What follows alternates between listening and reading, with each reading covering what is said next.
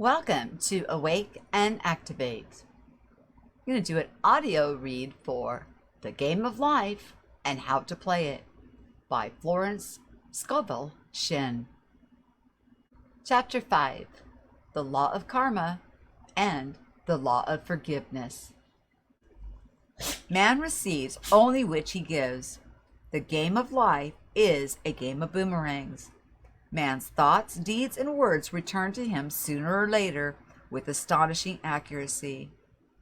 This is the law of karma, which is Sanskrit for come back.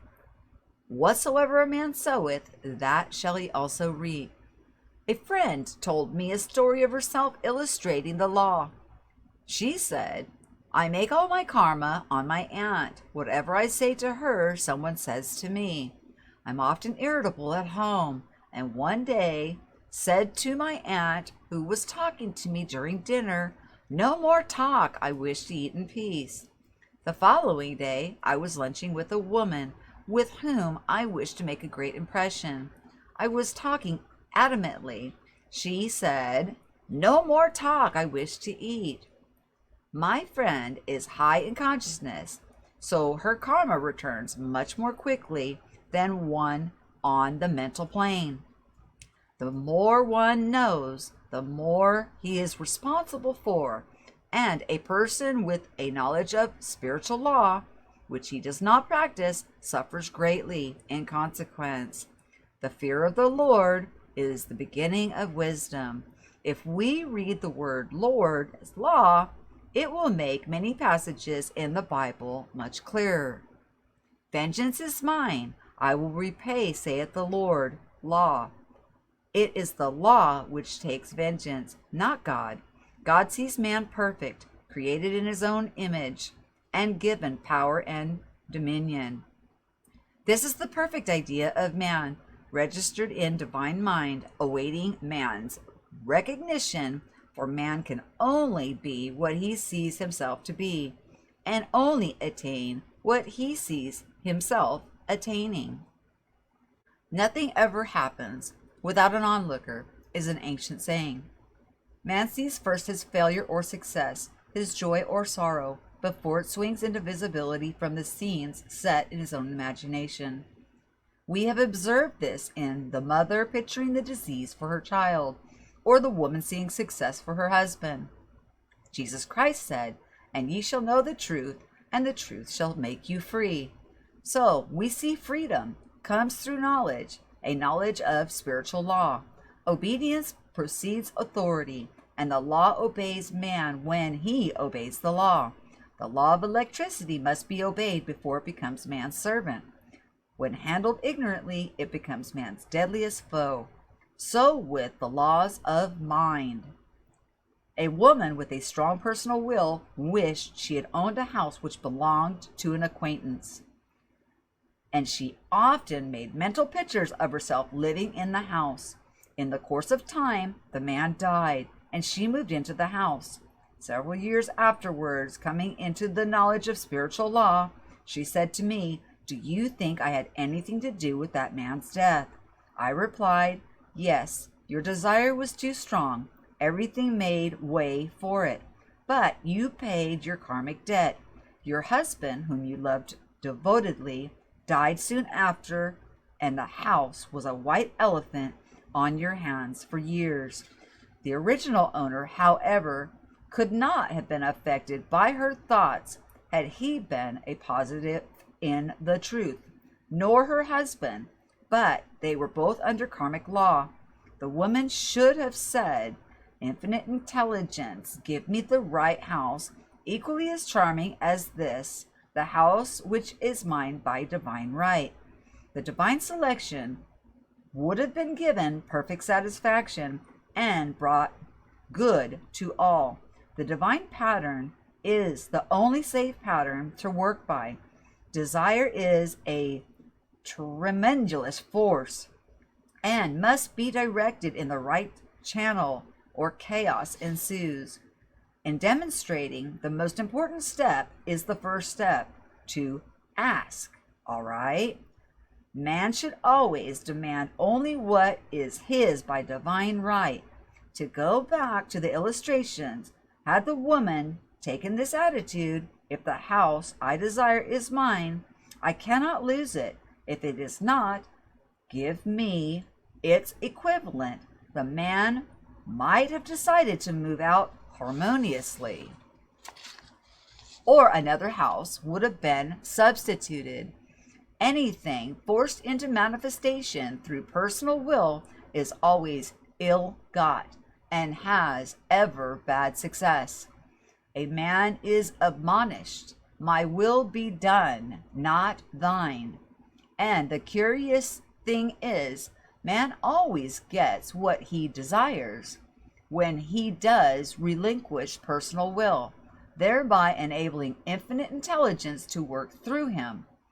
Stand ye still and see the salvation of the Lord. A woman came to me in great distress. Her daughter had determined to take a very hazardous trip, and the mother was filled with fear. She said she had used every argument, had pointed out the dangers to be encountered, and forbid her to go, but her daughter became more and more rebellious and determined. And I said to the mother, you are forcing your personal will upon your daughter, which you have no right to do, and your fear of the trip is only attracting it. For man attracts what he fears. I added, let go and take your mental hands off. Put it in God's hands and use this statement. I put this situation in the hands of the infinite love and wisdom. If this trip is the divine plan, I bless it with no longer resist. But if it is not divinely planned, I give thanks that it is now dissolved and dissipated. A day or two after, her daughter said to her mother, I've given up the trip. The situation returned to its native nothingness. It is learning to stand still, which seems so difficult for man. I have dealt more fully with the law in this chapter of non-resistance. I will give another example of sowing and reaping, which came in the most curious way. A woman came to me saying she had received a counterfeit $20 bill given to her at the bank. She was much disturbed, for she said, the people at the bank will never acknowledge their mistake. I replied, let us analyze the situation and find out why you attracted it. She thought for a few moments and exclaimed, I know it. I sent a friend a lot of stage money just for a joke. So the law had sent her some stage money, for it doesn't know anything about jokes. I said, now we can call on the law of forgiveness and neutralize the situation. Christianity is founded upon the law of forgiveness. Christ has redeemed us from the curse of the karmic law, and the Christ within each man is the Redeemer and salvation from all inharmonious conditions. So I said, Infinite Spirit, we call on the law of forgiveness and give thanks that she is under grace and not under law, and cannot lose this $20, which is hers by divine right. Now I said, go back to the bank and tell them fearlessly that it was given to you there by mistake. She obeyed, and to her surprise they apologized and gave her another bill, treating her most courteously. So, knowledge of the law gives man power to rub out his mistakes. Man cannot force the external to be what he is not. If he desires riches, he must be rich first in consciousness. A woman came to me asking for treatment for prosperity. She did not take much interest in her household affairs, and her home was in great disorder.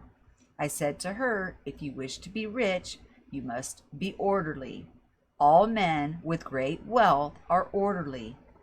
The order in heaven's first law, I added, you will never become rich with a burnt match in your pincushion. She had a good sense of humor and commenced immediately putting her house in order. She rearranged furniture, straightened out the bureau drawers, cleaned the rugs, and soon made a big financial demonstration. A gift from a relative, the woman herself became made over and keeps herself keyed up financially and being ever watchful of the external and expecting prosperity, knowing God is her supply. Many people are in ignorance of the fact that gifts and things are investments, and that hoarding and saving invariably leads to loss. There is that scattereth, and yet increaseth, and there is that withholdeth more than it met, but it tendeth to poverty. I knew a man who wanted to buy a fur-lined overcoat. He and his wife went to various shops, but there was none he wanted. He said they were all too cheap looking. At last he was shown one the salesman said was valued at $1,000, but which the manager would sell him for $500, as it was late in the season. His financial possessions amounted to about $700. The reasoning mind would have said, you can't afford to spend nearly all that on a coat. But he's very intuitive and never reasoned. He turned to his wife and said, if I get this coat, I'll make a ton of money. So his wife consented weakly. About a month later, he received a $10,000 commission. The coat made him feel so rich, it linked him up with success and prosperity. Without the coat, would he not have received the commission? It was an investment paying large dividends. If a man ignores these leadings to spending or to give, the same amount of money will go in an uninteresting or unhappy way. A woman told me on Thanksgiving Day she informed her family that she could not afford a Thanksgiving dinner. She had the money but decided to save it. A few days later, someone entered her room and took from the bureau drawer the exact amount the dinner would have cost. The law always stands back from the man who spends fearlessly. With wisdom. One of my students was shopping with her little nephew. The child clamored for a toy, which she told him she could not afford to buy. She realized suddenly that she was seeking lack and not recognizing God as her supply. So she bought the toy and on her way home picked it up in the street, the exact amount of money she had paid for it. Man's supply is inexhaustible and unfailing when fully trusted, but faith or trust must precede the demonstration. According to your faith be it unto you. Faith is the substance of things hoped for, the evidence of things not seen. For faith holds the vision steady, and the adverse pictures are dissolved and dissipated, and in due season we shall reap if we faint not. Jesus Christ brought the good news that there was a higher law than the law of karma, and that law transcends the law of karma. It is the law of grace or forgiveness. It is the law in which frees man from the law of cause and effect, the law of consequence, under grace and not under law. We are told that on this plane man reaps where he is not sown. The gifts of God are simply poured out upon him. All of the kingdoms afford is his. This continued state of bliss awaits the man who has overcome the race in brackets or world and bracket thought. In the world, though there be tribulation, but Jesus Christ said, be of good cheer, for I have overcome the world. The world thought is that of sin, sickness, and death. He saw their absolute unreality and said, sickness and sorrow shall pass away, and death itself, the last enemy, be overcome. We now know from a scientific standpoint that death could be overcome by damping the subconscious mind with the conviction of eternal youth and eternal life. The subconscious, being simply power by direction, carries out orders without questioning, working under the direction of the superconscious, in brackets, the Christ or God man mind within man, end bracket. The resurrection of the body would be accomplished. Man would no longer throw off his body in death. It would be transformed into the body of electric, sung by Walt Whitman, for Christianity is founded upon the forgiveness of sins and an empty tomb.